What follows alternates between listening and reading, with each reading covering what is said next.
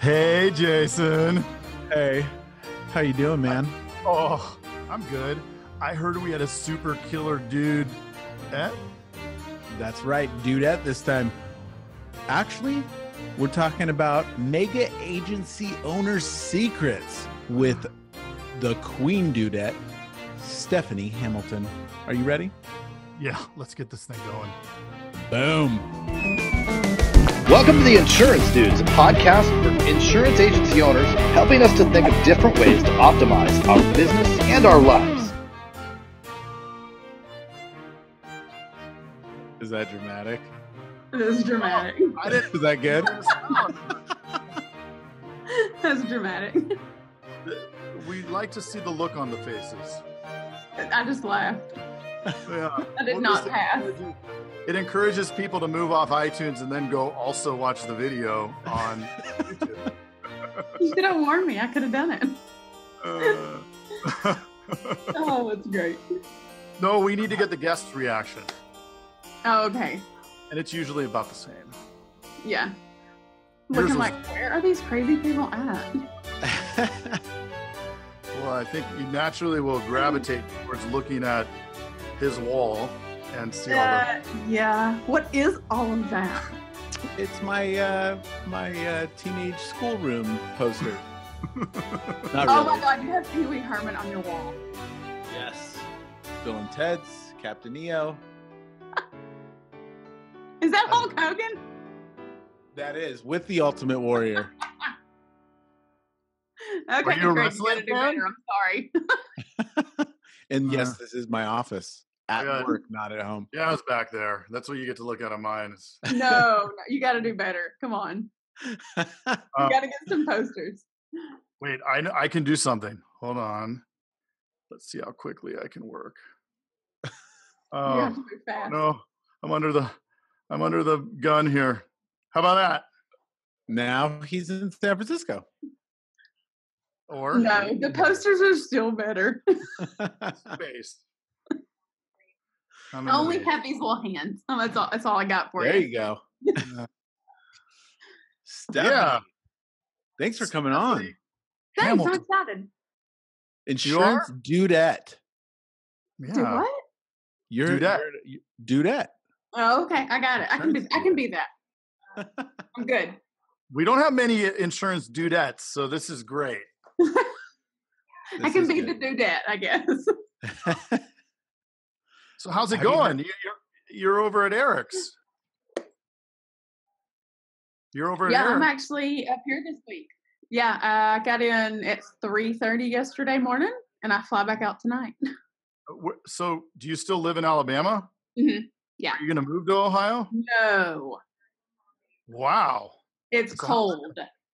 So how's that going to work? I just do everything remotely and do Zoom chats with the team. Okay. So no, I don't do cold. Right. Well, remote, I mean, it's the future. That's right. That's right. So tell us a little bit, for somebody that doesn't know you or anything, tell us a little bit about your background, your history, what got you in the insurance business and what you do now. All right. So let's see. I got in the insurance business. I'm going to tell my age here, and I'm not real excited about it. Probably about 17 years ago. And I actually started out selling life and health insurance. And yeah, one of the guys I went to high school with, he was like, "You got to try this." And I was like, okay, I'm not doing anything worthwhile now, so I might as well. And that's how I started, actually. So I started, no, right? No, just take it on a whim. It's fine. And this is where I landed. So I started out doing, just life and health, doing some group benefit enrollments and stuff like that. And then I actually went to Nationwide for a while and worked there for a little while. And it was actually going really good. But they were going more to an independent style agency. And I like the whole like exclusive type deal where you're not having to learn like 15 different agents, like 15 different products for people. So I actually went to an Allstate agency, and I stayed with him for probably 1.5 years, 2 years, and then I actually bought that agency from him. And I actually was an agency owner for a little over 5 years. And, had kids, husband's a police officer, so I was like, dude, this is just too much. Like, I have little bitty babies. I'm on my own agency. I was like, this is overwhelming, and you're never home. So, so I actually sold it and went to work for a mega agency. And I was there a little over 3.5 years. And I was actually the sales trainer, coach, door changer, whatever you want to call me for that day. And I actually helped them build a coaching and training program. And I just actually wanted to do a little more and kind of go out and venture out a little on my own and do a little of my own thing every once in a while. So now I'm actually working remotely in Ohio. So I like it. It's fun. This is actually my second week. Congratulations. Yeah, it's fun. I like it. Cool. So what, I mean, that's a big change. Yeah. How is it working remotely? You know, what's funny is, they see like as much as you see of me. So I can have on a cute shirt, my hair can be fixed, and I can have on shorts and flip flops. And it's great. I mean, is it better than that? Yeah. Pajama pants, super baggy pajama pants. Yeah. I mean, you're not saying anything else, so it doesn't really matter. Yeah. That's what I do normally at the office. Right. Well, I came from an environment that was super non-casual, like very business, very, uppity kind of deal. So it was definitely a big change for me to be able to wear my shorts to work. Yeah. Well, even when you're there at Eric's, I mean, I'm under the impression there's foosball tables and beanbags and all kinds of. There's a swing. So he took a picture of me in this swing earlier with my feet propped up on a table, and I was like, "That's so professional, Eric." I was like, we don't post that anywhere. So with all the environments that you've been in, I'm curious because I freaking hate collars. I don't like wearing suits. Like, I loathe wearing suits. Anybody that knows me is like, Jason, he's not wearing one. No, and like a tie, I feel like it's a noose. Right. So I hate that.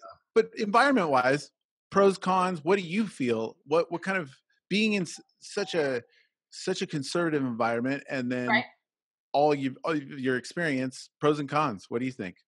Moving to a fun environment.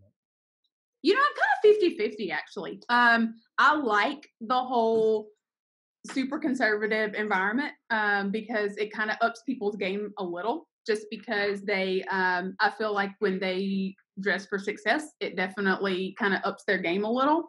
Plus, in that environment also, there were a lot of walk-in customers. So I mean, it was a little different, now somebody walking in my house that I have to talk to. So I'm just face to face with them, and that's all they see. But like when I came up here, Eric was like, "Oh my God, like you have heels on and like dress pants, and you're going to be overdressed." And I'm like, "This is what I'm used to. I don't know what else to wear." So, I mean, I like both ways. I think it depends on where you are and kind of what environment you're in. It all works. So has your role been consistently the same through the last agency, the current one, and how has that changed? What exactly do you do? How do you implement? Yes, I would say it is. It's going to be a lot the same. I was basically somewhat running the other agency, and that's kind of what I'm going to be doing here. A lot of. I'm trying to take as much off of his plate. I told him my main goal for him was to sit on his back porch and drink beer if that's what he wanted to do. That is the goal for not necessarily him, but for me. If he needs to take off, I don't want him having to check emails. I don't want him having to wonder what's going on. Like, all he's doing is seeing emails come through that say somebody got a sale. Unless the office is on fire, I don't want him to be concerned about it. So that's my goal for this agency. And that's, where we were at the last agency. I kind of feel like we had arrived, so to speak, at the last agency, and it was challenging, but in different ways. So this is back to kind of the challenge I like getting everybody up to speed, getting everybody where they need to be on their goals. Because, you know, being a quote scratch agency versus a mega agency, they have different challenges. And actually, these challenges fit better for my personality. You know, they just, not that there's anything wrong with the megas. It just, I like the challenge of helping somebody go from nothing to a mega. That's fun to me. I like that. Right. I like that part of it. And that's fun for them too. Yeah. Oh, I'm sure. I'm sure. Craig, sorry, I steamrolled you. No, it's you're the steamroller. If you were a wrestler, your wrestling name would be the Steamroller. Maybe it should be. You should get you an outfit and make you a poster. Ah, like one of those onesie outfits, right? With the yes. And it has like Steamroller on it. Yeah, you got to get one. Small dude too. It would be funny.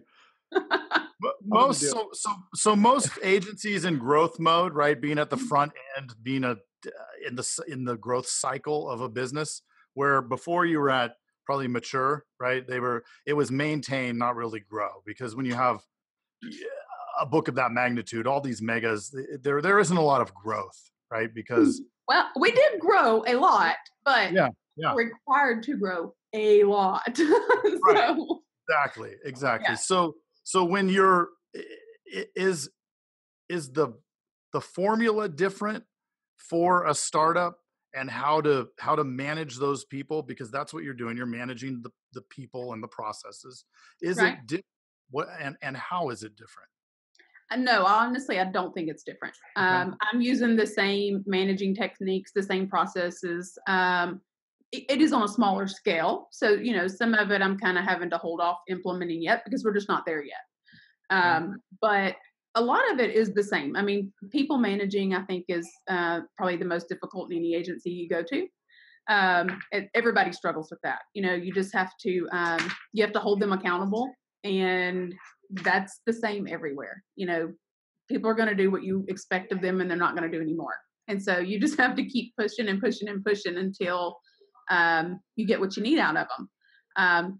But honestly, everybody here, and I mean, they've been here for 18 months. So me coming in as the new girl has, you know, it has not been challenging. And I was kind of expecting that. Everybody's kind of just open armed and jumped right on board. And we've, you know, we're writing more than they ever have. So I'm kind of excited about that. Talk about that. So what did you do to increase that? And what do you do to push people? So I tell them it has a lot to do with the Southern charm. We somehow have a way of doing that. I don't really know how that works. But no, I think it was more anything, you know, agency owners have a lot on their plate as far as, you know, just running the business. And they don't have a lot of time to hold people accountable because they're doing other things, trying to make this work or that work, and trying to figure out, okay, well, these leads are working, these are not working. So it's difficult on their level to try to come in there and go, okay, why are you not making phone calls? Okay, why are you not doing it this way? You know, they don't have a lot of time for that. People say all day, well, they can make time. Well, there's only so many hours in the day. So somebody like me can come in, and especially coming from where I've been and gotten the training that I have, I can just come in and take over. And they don't have to, they can just kind of relinquish that control and say, okay, look, she knows what she's doing. I don't really have to worry about it. And just kind of hands off and kind of watch it develop. We've made some, you know, I mean, even in 2 weeks, we're going to make some tweaks to things that they're doing. And I have to make tweaks to myself because I'm working with a totally different crew that's in a totally different environment than I've ever been in, never been to Ohio. So, you know, it's just, I'm used to working with these little Southern girls that are totally different. So, I mean, even I have to make changes to myself and how I react to things and how I, you know, manage them because it's just different. But it's a lot of fun. I'm liking it so far. Nice. And to get a little bit more granular, like what is your process? Like, what are we talking about? What are some tangible daily things that we can implement from, So what does that look like? So, I think the biggest thing for most people is going to be listening to phone calls. A lot of people don't do that. Now when I'm here, like yesterday and today, I'm kind of listening to them live. I'm sitting right in there with them, and they're in an open room, so I can kind of, unless they're both like in deep conversations at the same time, I can pretty much listen to every phone conversation they're having. So I can either chat them if I don't want to, walk over and go, oh my God, don't do that. I can kind of chat them and say, hey, look, try this. I mean, we just actually, I have one that she struggles a tad with closing, like right on the spot. She's just a little nervous about it. And so I'm chatting her going, close him now. And so we closed the deal. It's just, and sometimes I'll listen live to them without them knowing. I never talk to them while we're live because I don't want to make them nervous, and I don't want them to mess up what they're doing. But I'll listen, then I'll come back to them and say, hey, look, why don't you try this next time? Or let's try this. That's probably the biggest thing I do, honestly. And then everybody all day knows where we're at. So from the first policy, or before we even sell the first policy for the day, I know exactly what we need every single day. So from the first policy that's sold, we do basically a countdown all day. Okay, now we need this much more. Now we need this much more. So I'm kind of, I guess I call it in your face, but not really like aggressively in your face. They said they were scared of me, and I was like, why? I'm nice. But it's kind of, it's everybody. I need everybody to be a team player and everybody to know, where we got to go and what we got to do to get there. So if it's out there all day, every day, it's going to be kind of ingrained in them to know where we have to go. And that's important to me because, I mean, I can know, Eric can know, but if the whole team doesn't know like the big picture and where we're trying to go, we're not going to get there. So those are the biggest things to me, though, is keeping it top of mind for everybody and then listening to phone calls. Yeah, reps or LSPs or really anywhere in life, right? If you're in sports or whatever, if there isn't somebody there to give outside perspective, it's gonna, if it starts going south, it's just gonna keep, the ship just starts to turn. So it's so. I think that listening to calls, replaying the calls, and then sitting down and going over those calls is the most valuable activity that you can do as either agency manager or agency owner, right? Because that's where they learn, because they're doing. Like we can watch YouTube videos about sales, we can watch all these things that are out there, but unless we actually are taking action, this is the theme of the day. You're our fourth, and every single one of these we've been talking about taking action. You're actually in there, right? Right. It's just remarkable, and I don't know that there's a question there. I'm just agreeing with the. So how did you get into that role? Was that something that you created? Was that something that was taught to you?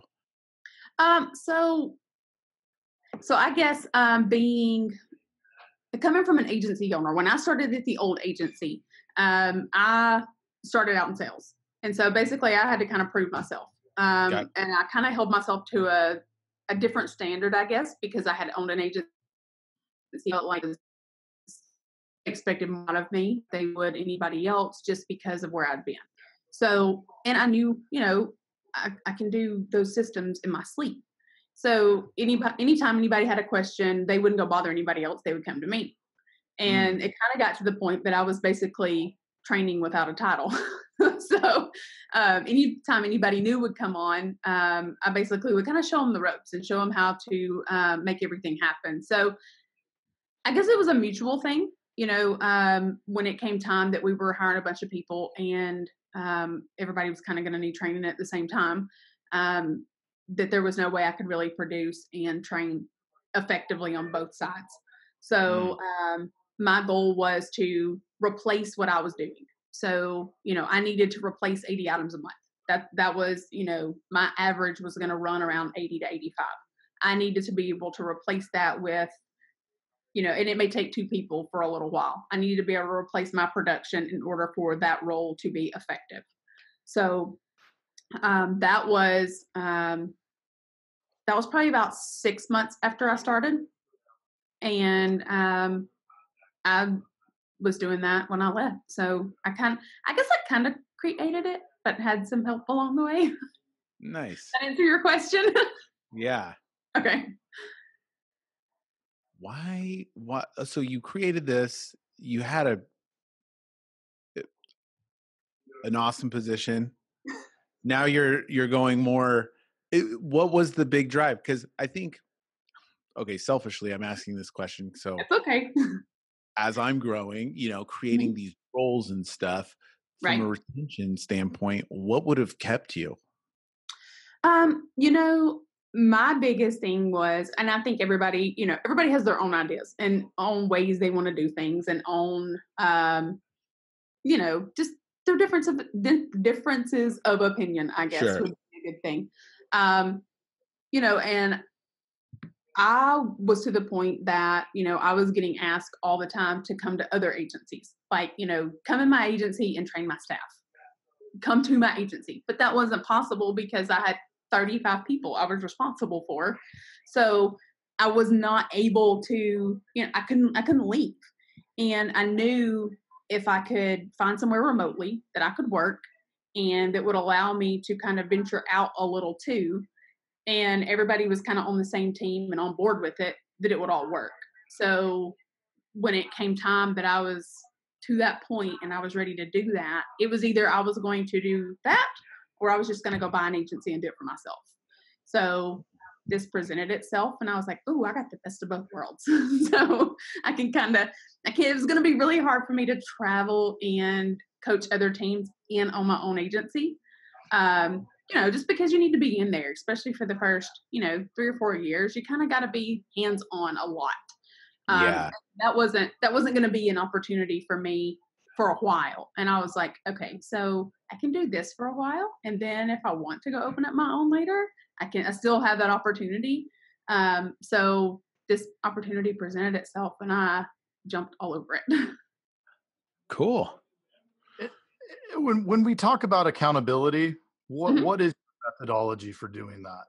I mean, we have a lot of listeners, and then they are always asking how. Right. And I know that it's doing, right? Just do it, figure it out. But what specifically are you doing that's getting the results that you're getting? So really and truly, I'm a very motivating person. I'm not going in there, cracking the whip going, you're not doing what I told you to do. That's not my style. Right.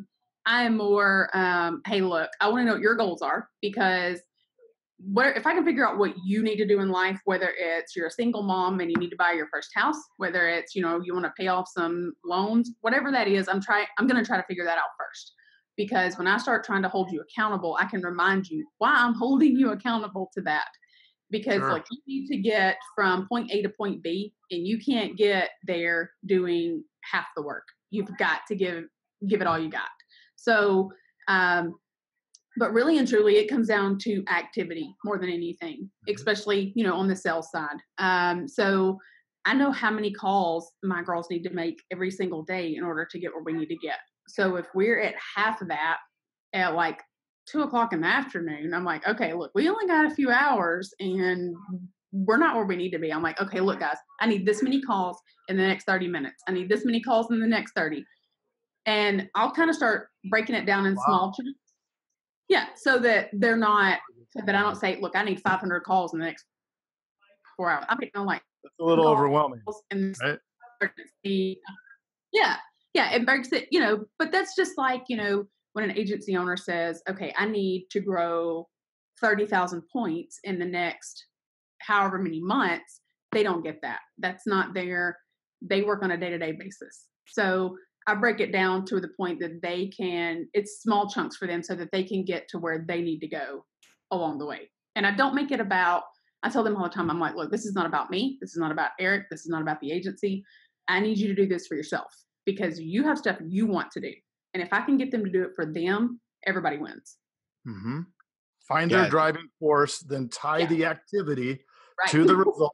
Give them the drive. I mean, it's a simple formula, but one that many agents putting out fires all day long don't end up getting down and doing this most important activity, right? As an agency owner or operations manager, this is the most important activity in addition to those phone calls. Right. Yeah. And I would probably say consistency, right? You were doing that every day, all day, right? Say that one more time. I'm sorry, I missed part of that. You do that. You were doing that every day, all day, and you continue to do that all day, every day. So it's not something like, oh, this week they're into this, but trust me, it's not going to last long. I've been right. No. And that was a struggle for me in the beginning. I'll be honest. It really took me a while to hold people accountable, because that was something that I was like, well, you should know what you're doing, and it was just like, why aren't you doing this? You know what you have to do. So I kind of had to get in the groove of holding people accountable and then getting consistent about it, so that I'm not doing something one day and then not doing it for 4 and then doing it again another day. So yeah, it's all day long. I'm reminding them of what we're doing, why we're doing it, and how we're going to get there. That's my biggest problem. I'm always everywhere, and it's like just getting on those consistent things. And when I do, and I get a process and I'm consistent, you see results. Right. But you jump on all these things and you're like, okay, I'm reviewing calls. And then next week you missed them. That's why you have a me. That's why you have a you. That's right. We need to do Stephanie Hamilton clones. Yeah. Only available on Insurance Dudes. Yeah. I'll start making little me's. Bobbleheads. Shipping them out. It's awesome. That is awesome. What other nuggets, what other pieces of information do you think that agent, like seeing it from your side is so awesome, because you get to look at it from a non-objective view. Right? Is that right? Not subjective. Or whatever. Anyway. Whatever we want to call it, it's fine. Right. But we know what we're talking about from a different view, and you can see it from a different perspective. So what do you see? Like help me and Craig right now. Like what's your best advice for us? Really and truly to say that again, besides having me? Anything without knowing anything about us. Right. Not like I know nothing. Yeah. So really and truly, it's to delegate as many tasks as you can. That honestly, because and it's just like, I was talking about Eric. Like, he can't do it all. It's literally not possible. There's so many little things that get missed every single day just because there's not enough time and there's not enough use going around. So, if you can find people that can take things from you that you feel good about, that you trust them, but we're not going to have any balls dropped. We're not going to have any issues with, compliance or anything like that. That's probably the biggest thing, is because you start replicating things that you can do and take off of your plate to where you're working more on the business instead of in the business. And I never understood that when I owned my own agency. And that's probably why I'm sitting where I'm sitting today, is because I did not grasp that. I was like, no, I can't relinquish these things because nobody else is going to do it right. It was more of a, it was a control thing. I didn't want to give any of that up. And and that was one thing when I came here. I was like, okay, look, you're going to start passing some of this. He's like, what do you want? I said, I want your emails. I want payroll. I want this. I want that. He's like, do you even need me here? No, not really. We're good. We're good. You can go. But that's, that's the biggest thing for agency owners, I think, is find somebody that you can trust, that you can give this to, that listening to calls is a time sucker, really. And payroll can be a time sucker at times. Give those things away so that you can do more stuff that you need to do to help the agency grow. Yeah, makes sense. Stay at the strategic level. Yeah. Right? The agency owner should be up at the strategic level as, being the business owner, not the business operator. Right. You have somebody else down here working on the tactics that support that overall vision and strategies that, whatever they are. I'm so glad I remembered this. There was a question so when we talked to Eric, he mentioned 6,000 leads from his current book of business. And we went on through the cast because it went really well. So many great pieces of advice. And I never went back to it. I had it written down and everything. So it's way better to ask you because you did it. Yeah. How did you do that? How did you learn that? And the methodology behind that? So one of the questions he asked me, and I guess I don't know if I was really interviewing or if I was already hired. I'm not really sure how all that worked. I mean, I was kind of like, yeah, I'll take the job. Yeah, do a professional interview. But here he comes. So I'm going to have to listen. He's going to have to listen to me tell this. So his first question to me was like, so are you going to make me start spending an extra $10,000 to $20,000 a month on leads? And I was like, no, why would I do that? And he said, well, I don't really want to do that. I was like, we're not doing that. I was like, dude, how many win backs do you have? And he was like, what? How do I run those? And I was like, oh, dear God. I was like, how many read quotes do you have? I was like, I don't know. And I was like, oh, okay. So I mean, that's where we started. And we ended up coming, I think by the time we narrowed it all down, we probably got anywhere from 3,000 to 4,000 getting duplicates out and, people that just junk that you don't want. But we probably ended up getting a good 3,000 to 4,000 out of there and we've actually written some in the last couple of weeks. So, just narrowing down processes and stuff that you can do stuff off your own book that, you don't learn in school. They don't teach you that stuff. You kind of have to figure stuff out on your own. So that stuff really helped. So just taking the time to really dissect all of those reports that we always push aside. Mm-hmm. I don't think not many, if you want to be real, like not many agencies have a great win back process or quotes. Yeah. But they work and they're free. I mean, you already got them. Why not work them? And we have the technology. I mean, you export a list, you dump it in there and it starts doing it, right? It's calling it for you. Why are you not going to call that? How easy is it? Yeah. Instead of spending $15 on each of those dials. Right. Alienating data a lot or getting mad at us. But but it's true, right? Like if each of those 33,000, think of the cost at $15 per. Yeah. That's 45 grand in leads if I did the math right. I mean, crazy, right? Right there. And if we know from data how many times they've actually been worked, right? They probably called them 3 times at the most, right? When we know from Jason's data, 20 times. Why didn't we call them 20 times? Mm-hmm. Yeah, so you just create free leads. It's great. Free leads are good leads, right? Yeah. As far as processes, do you find it more advantageous to mix those in with like an agent, the win backs, the requotes and all that stuff? Or do you find it more advantageous like, okay, now we're going to focus on win backs? No, I mix them all in. Mix them all in. And what, as far as scripts and the way you go into it, how would you approach a win back? Okay, it's super easy. You're going to laugh when I tell you this. But so when they're calling, are you going to role play with me, Jason? Sure. Okay. So like the phone's ringing and you answer. Hello? Hey, this is Stephanie. How are you today? Pretty good. Good. Hey, I am calling from Eric Brown's Allstate agency. And you used to have your policies with us. We've had a lot change since you left. Do you still live at 123 Main Street? Yeah, but you guys are way too expensive. I tried to call in and the phone, I went to voicemail. So I just ended up going to Geico. Hey, I understand. Look, I understand completely. But look, I promise you a lot's changed. It won't take me about 15 minutes. I can have you a quote ready. And I promise you we're going to go over your coverages, make sure everything's good and that you are taken care of. Are you still driving that 2019 Range Rover?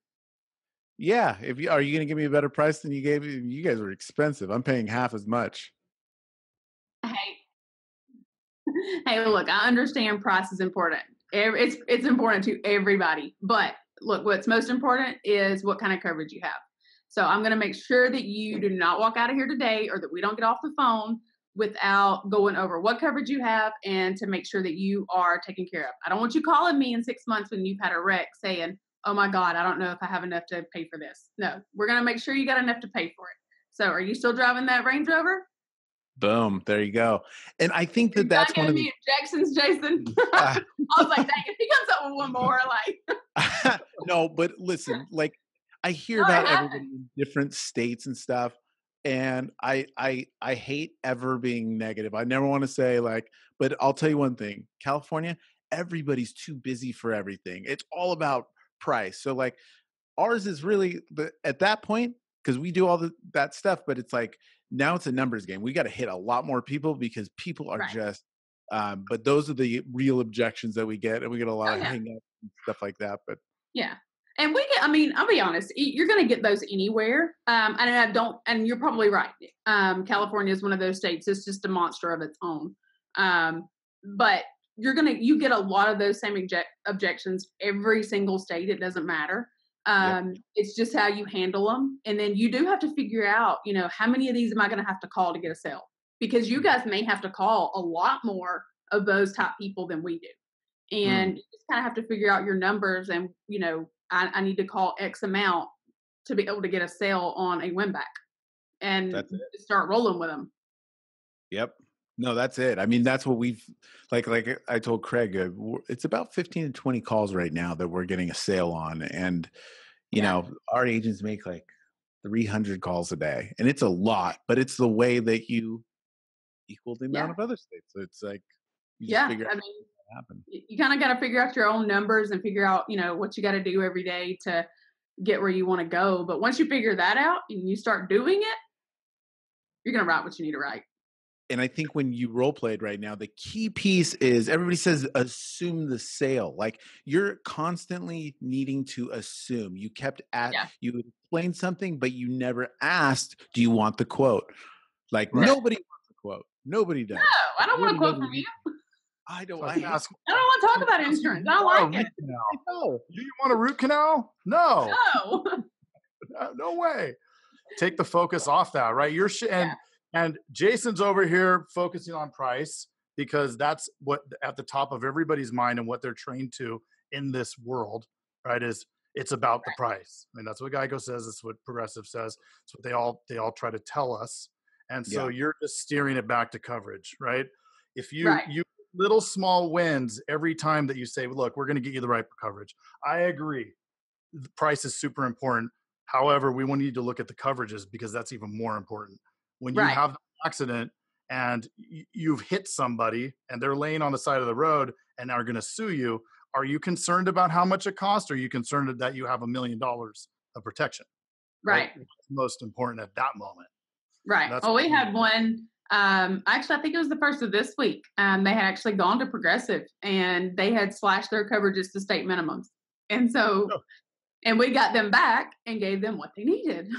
So, it's, people don't understand when they go somewhere else and they're just getting a cheaper price. They don't really understand what's happening in that process because it's not explained to them. They signed the policy, they got what they got, and just hope to God they don't get in a wreck during the process. Right. Yep. The cheapos are going to focus on the price because that's how they win, right? That's right. We're going to focus on the coverages because that's how our clients win. Right. And so that's where the fundamental difference is we actually care about their outcome, right? That they don't even know that they have. Their most important outcome is to have the right coverage. Right. At the end of the day, that's it. They don't know it. They think it's to have the best price.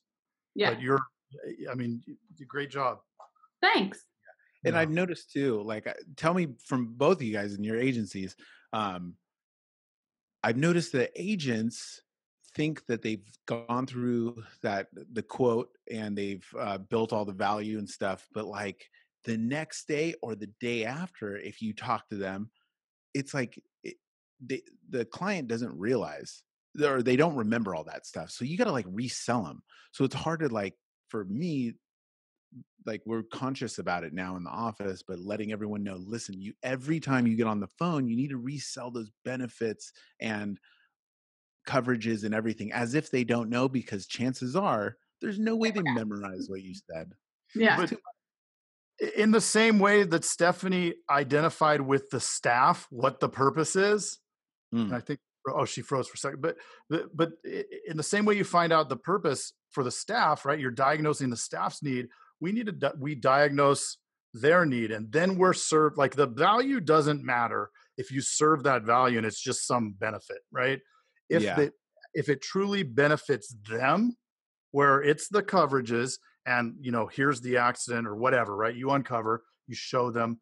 A great line we heard somewhere was, if every time you hop in your car, imagine taking all your stuff, everything you own, all your bank accounts, everything, and sticking it in your trunk.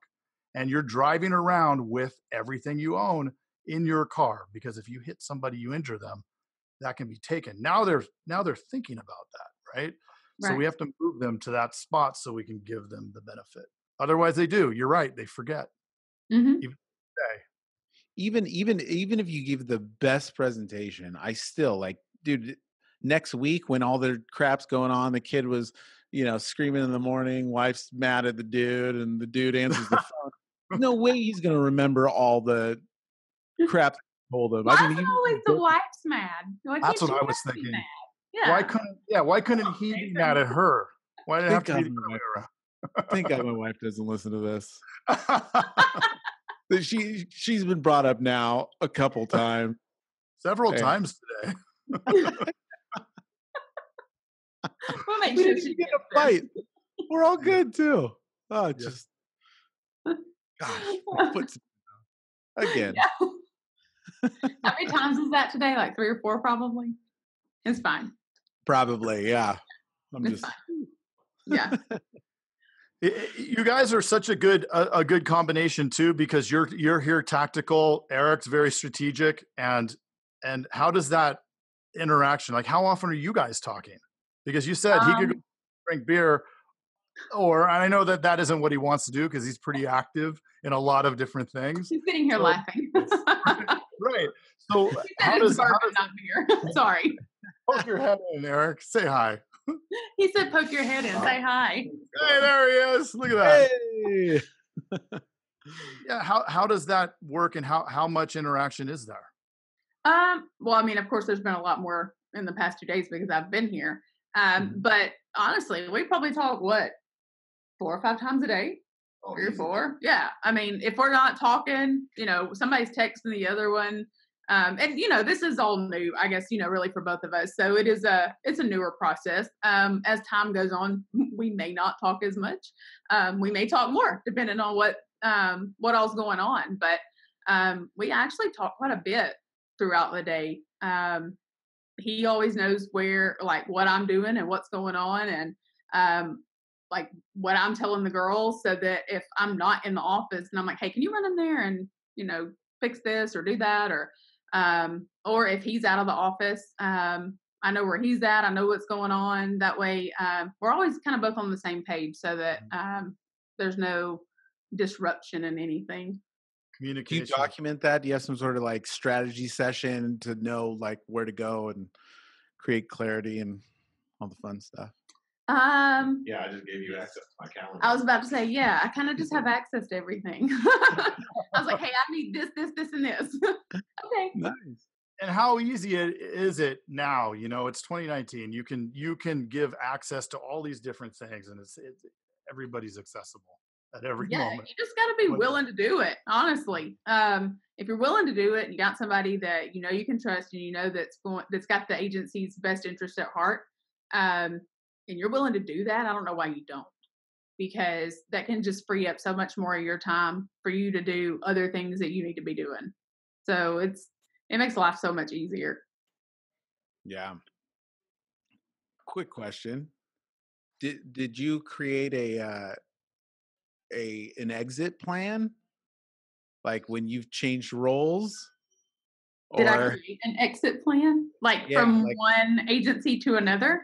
Yeah, like because in my mind, I kind of did, I guess. No, I mean, because I'm thinking selfishly, like, okay, so I'm building this role, and I mean, you got to have somebody on deck that can. You always got to have somebody on deck, right? They can replace a role or something like that. Is that something that was implemented, or is that something that I don't know? No, because I don't know how to say that. So no. Yeah, I don't know. I don't know. Which is something that's scary, right? If you have a Stephanie Hamilton who's doing it all for you, and then Stephanie Hamilton is no longer there, there's a big hole to plug, right? Like we there's all of a sudden a lot of water coming in the boat, right? And how do you fix Right. that? Yeah. But I would also fix the boat from sinking. Yeah, and I would also say this. I mean, that's a good thing to do. I mean, as you're delegating and all this stuff, I mean, creating processes and being able to, I mean, if it's written down, somebody can follow it, right? So it's like, yeah. And that's one of the good things for agency owners to be aware of, though, is that, you kind of need to be on the same page with the people that are in your agency, especially if you're going to put them in a leadership role. Make sure that you're always talking to them. You always know what's going on. Because things like this do happen, and there is no exit strategy. You kind of have ideas, and then they start to transpire, and you figure out real quick that you can make it happen, and it's either a do or die kind of thing. You kind of have to jump on board, and if you don't support their ideas and you're not all on the same page, then things like that do happen, and there is an exit. So yeah, but that's all business, and that's the way it's going to go, especially when you're successful and all that stuff. It's just gonna happen. It happens. Yeah. He's asking hard questions over here. He's asked the hard questions, Craig. You didn't warn me about that. Yeah, I know. Well, I'm just honestly, I'm just curious. Like, I love business in general. Like, I would probably say like business and processes are more interesting to me than insurance. Could you believe that? I agree. Yeah. And the execution of those processes, right? Like, just to see them through, and then what's not. What is testing. Cool. Insurance is not that interesting. I mean, it is what it is. Everybody's got to have it, but I like to figure out how you can make it better. So I'm kind of with him on that. Yeah. Well, until we started doing this, like I would tell people that, like, insurance is boring. Like, it is boring. What says that? Like, it's not exciting. No, it's not. Nobody wants to talk about it. No. We're all selling the same thing. We're just doing it a little different. Yeah. I mean, really. One agent was so funny. He always says that he's hawking snake oil. But he's joking, of course. You know what I mean? But like, he says, I'm a snake oil salesman. Can you please message me his name, because he and I would probably get along great. I love that stuff. I love it too, because I mean, I don't think that, but I mean, a lot of people do think that, and it's fun to make fun of us because we're all doing the same thing. Yeah. Well, awesome. Anything that you could think of that we should have asked that we missed? No, I think Jason covered it all. Oh, it's all Jason, huh? I was about to go, oh Lord, my seat's getting like I'm about to start rocking back and forth. I'm gonna ask next. When he gets tired, he just gets real. He's out here. Just. I'm gonna request a list of questions next time and go. I need these prior to the Dudette conversation. Okay. Oh. Well, thank you, Stephanie Hamilton, for one of the few insurance Dudettes. Dudettes. Yep. Dudette. You're now the Queen Dudette right now. I'll take that title. I'm gonna make Eric have me a sign made that says that. We were trying to figure out what to call you. Yeah, they were trying to figure out my title, so I'll take that. Yeah, I'm gonna have that in my email signature. We got to get you a caricature. Yeah, I need one of those. Work on that. Thank you, Stephanie. Appreciate your time. Thanks, guys. It was fun. Yeah. Appreciate you. Thanks, we will see you on the next one. All right. Bye-bye. Bye. Your Insurance Dudes podcast is sponsored by Agency Vault, an industry leader in agency coaching, hiring and retaining top talent, and sales training with the 7-step trusted advisor sales framework. Are you up for the challenge? For $99, you'll get 28 days of access and an opportunity to join our private platinum coaching group. For more information, navigate to www.agencyvault.com. Hey, thanks for checking out the Insurance Dudes. Hey, please subscribe. We got some really great stuff coming out.